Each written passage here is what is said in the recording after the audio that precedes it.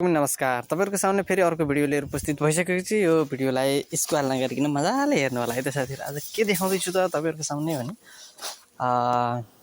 एग्रिकल्चरमा ऐसेलु ल्याउनुहोस्। ऐसेलु है, ऐसेलु कस्तो छ है त।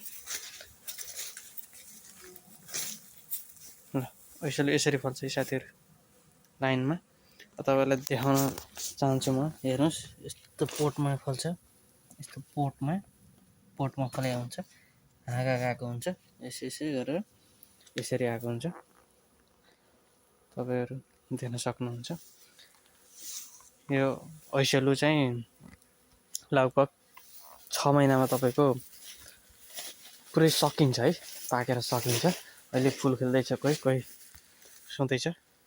यो हो एग्रिकल्चरको रसबेरी भन्छ यसलाई होइन, रसबेरी ऐसेलु, नेपालीमा ऐसेलु भन्छ है साथीहरू।